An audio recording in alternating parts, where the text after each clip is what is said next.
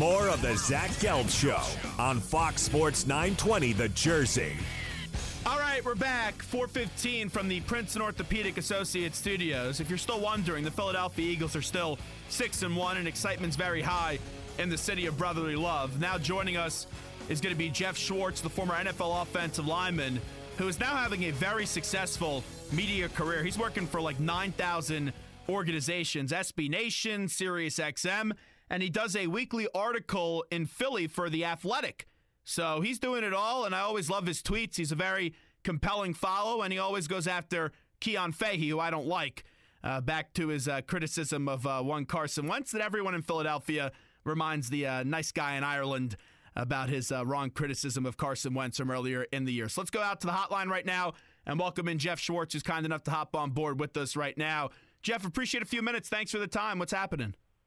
Well, everyone gives him grief if they're not already blocked, which I'm sure all the Eagles fans have been thoroughly blocked. Hey, when he first had his article, I just said, hey, this is tough to read, and he blocked me for it. And some people are saying, yeah, that's not surprising. He blocks everyone. You could say hello to the guy, and he blocks you. Yeah, one time we had this little spat. I'd probably take it too far. I don't care, but he called out my play. He's the only person, member of the media who's been like disrespectful towards my play for 8 years. And so I just have every now and then I just tell people to go get blocked by him, and it's amazing. They just tell him he sucks or I don't agree with your opinion. Just something as simple as that. He blocks him for that. I like what you said this morning. You said that you called him a douche. I thought that was very funny. But I will say this, though. If you're in this job, and you know this, you're always going to get people that tweet you. And if people tweet you like ridiculous things, like hurtful things, go ahead and you block them. I have no problem with that because people don't need to see that stuff. But when you write an article, you need to have a backbone a little bit and defend your work. And he's not willing to defend his work. Well, I think that's for everything. I think, honestly, that's why people enjoy my work is because if I say something that's not valid or something that turns out to not be correct, I'll just say I was wrong. I mean, you're allowed to be wrong in evaluation. It's very hard to watch film and evaluate, especially if you haven't played. So you're watching a lot of film at times not knowing kind of the insides and outs of the scheme and whatnot. And there are a lot of people that I follow on Twitter who have not played football that are excellent at their job about covering football, writing about football.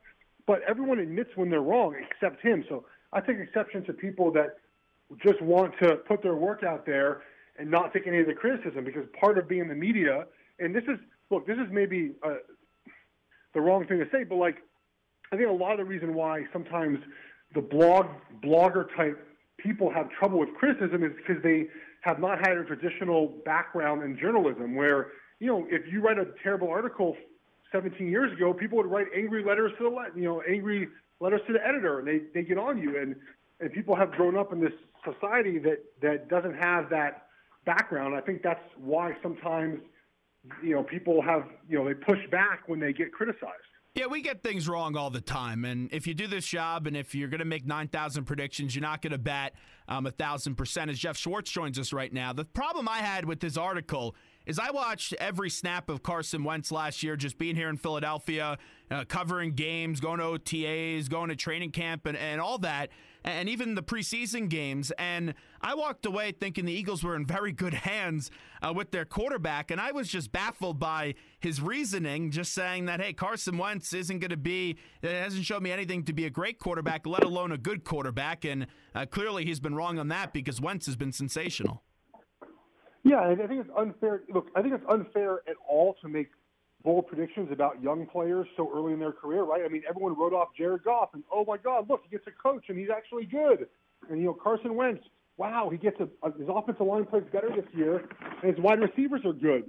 Wow, he's much better in his second year in offense. It's not surprising that Goff and Wentz have gotten better because they're in the second year of an offense, in Wentz's case, who's gotten more weapons and an offensive line playing better. And Goff, who has an offensive line playing better, more weapons, and a brand new coach. So you can't make these proclamations so soon in guys' careers because it's going to make you look bad. When you look at Carson Wentz, and Josh Norman showed a lot of respect to him, even though he didn't play in the game on Monday night, and the teammates here in Philadelphia You would think the way they talk about Carson Wentz, he's been in the league for 10, 11 years already. He's just one of those guys that with his leadership skills and his play, he demands and gets that respect. So far through the first 7 games this season where they're sitting at 6-1, he's playing like an MVP candidate. What's impressed you the most with the Eagles quarterback in Carson Wentz? Well, I think when I look at the third down conversion percentage is really good. I think they're still number 1 in the NFL, so that means that they're being efficient in third down, which is important. And look, Wentz does struggle against pressure, but a lot of young quarterbacks do. I mean, it's not very surprising. But I just think that his overall confidence within the offense has grown. He's made big boy throws. He, obviously, I think to me it's beyond the legs and him. That great play he made the other night, that's great and all, but you can't rely on that every week to say, and this is the problem with I think Cam Newton has gone into, is that you for so long relied on a style of play that's not sustainable throughout the NFL. So when I look at Wentz, I look at the big boy throws he makes, the reads he makes, the arm he has, his grasp of new concepts within the offense. It's just control and command of the offense. I don't say, wow, he's got great escapability. That's just a bonus to his style of play. Now the offensive line, we all know how important that protection is for any quarterback. They lose Jason Peters, who is going to be going to the Hall of Fame one day. Tough to replace him, obviously, but how do you think the Eagles tried to approach this? There's been a lot of conversation. Do you keep Lane Johnson at right tackle and just put Big V at left tackle? What would you do with this offensive line right now? Yeah, that's a good question. I would leave Lane Johnson at right tackle and put V and Vaitai at left tackle. And the reason I say that is because Lane Johnson can do his job, right? And he actually, the stat came out today, PFF, who sometimes me and them still get into some spats every now and then, but I really actually enjoy those guys. They put a stat today saying that Lane Johnson gets the least amount of help with NFL at tackle. So 12% of the time he gets help. So you have Lane Johnson already at right tackle getting no help, which is good because that means you have tight ends and running backs who would be used to help a tackle now on a route. So it helps Carson Wentz with the defense, things like that. So I would leave Lane where he is and put Vaitai at left tackle and just scheme the heck out of that side. So you need a tight end on that side, you need a running back on that side, you need to run to that side or run away from that side. You can find ways to scheme up one position. If you move Lane, now you've made right tackle worse and left tackle is going to be worse because Peters is not there. And Lane might turn out to be an excellent left tackle. I mean, they pay him essentially to eventually be the left tackle. But I would leave Lane where he is right now. He's playing at a high level and just focus all your help and your energy toward Vaitai at left tackle. And Vaitai has experience because Lane was out for 10 games last year and he stepped in and, he had a rocky start, but then he was okay the rest of the way. And clearly he's a second-year player. He's not going to be perfect. With the bye week, though, coming up in 2 weeks, I know they want to make that decision now and maybe they'll adjust it over the bye week. But how much does the mobility of Wentz maybe help out here in the short term when they try to figure out what they're going to do with their offensive line rotation? I mean, I think it's just going to help in the fact that they'll probably, he'll be able to escape better if he gets touched. I don't think they're not going to change the game plan and use his legs anymore because, look, the NFL, you win with being a pocket passer. That is the way you win. You also stay healthy being a pocket passer. Look at all the quarterbacks who keep getting hurt. They're all runners. And so I don't think the Eagles will at all decide to use Wentz's legs anymore. They might decide, to maybe roll him out a couple times because that'll actually help Vaitai in pass protection and do things of that manner. But they're not going to say, we're going to run the ball more with Wentz. I think Wentz will just use his legs if plays break down maybe more often with Vaitai in there than Jason. If they bring in someone outside the organization that wasn't here before, how long does it take for an offensive lineman to get up to speed so you could feel comfortable putting him out there on the field and starting? They're not going to do that. I mean, I think that's a moot conversation. I don't really. Who's out there that you're going to pick up if they were good? If they were good enough, they'd already be picked up. Quite honestly, so this is why you draft players and develop players. You have situations where they're called upon to perform, and this is a situation where it's now Vaitai's turn. They drafted the kid. He was there last year, and how good have you improved, buddy? Here's your chance. Talking to Geoff Schwartz right now, who works for SB Nation, Sirius XM, and also does an article once a week for The Athletic here in Philadelphia. Just a terrible week, though, with the offensive lineman. Joe Thomas, who never missed a snap, goes down, and also Jason Peters. Just as someone that loves to play that position and has played the offensive line position, just how about Thomas and Peters going down? I know it's part of the game, but just unfortunate for two really great tackles. Yeah, it's a terrible part of the game because, look, I mean, let's be honest. Peters is, 35 now, so he'll be 36 by the start of next season. I mean, he's coming back from a major knee surgery. He probably doesn't play again, right? I mean, if we're being honest about that. Joe Thomas has played 10 years, and, this is his 11th year now. He's won 48 games as a Cleveland Brown in 10-plus years. I don't think he comes back either. I mean, these are, when you get older, it's harder to rehab injuries. Things take longer to develop and get healthy. So we might have seen the end of two Hall of Fame tackles and guys who are still playing at such a high level. I mean, for years, people kept saying Peters is not playing well, all this stuff, and that's not true. He's been playing great, and so it's sad to see kind of this generation of older left tackles start getting hurt.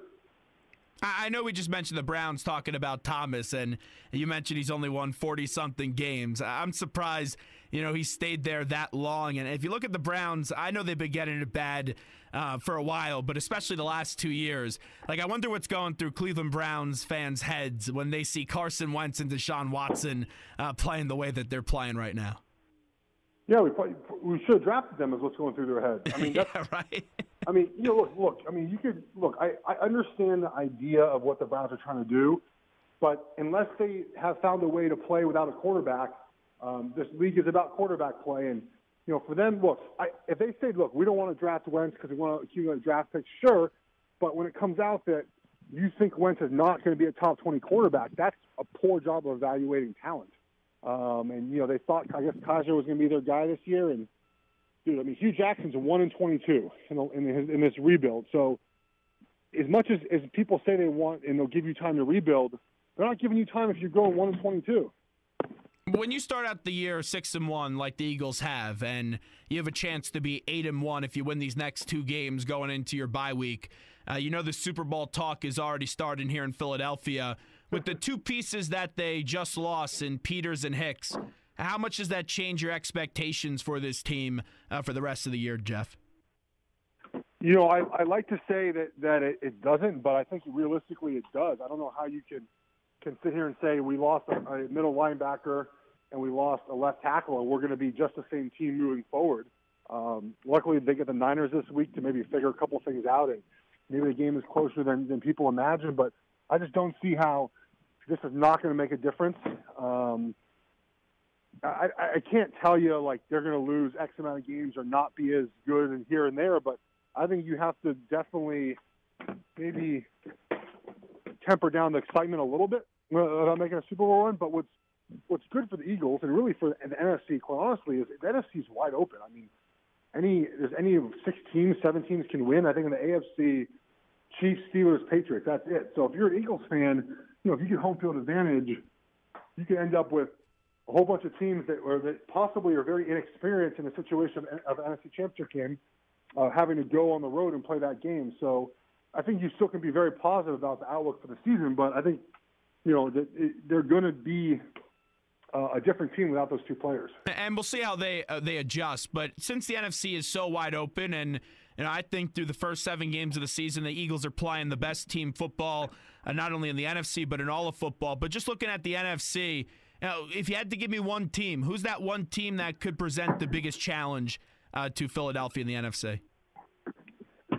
I mean, look, this doesn't sound crazy, but if Cam Newton can play with any consistency whatsoever, the Panthers have a top-of-the-line defense.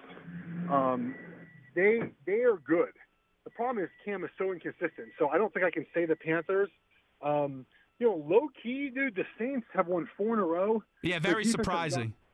Better. I'm not saying that the Saints are going to win the NFC, but no one's really talking about them, and they've been playing some good football. So, you got the Rams, and I think the Seahawks, their offensive line is getting a little better. They're kind of in the groove of things.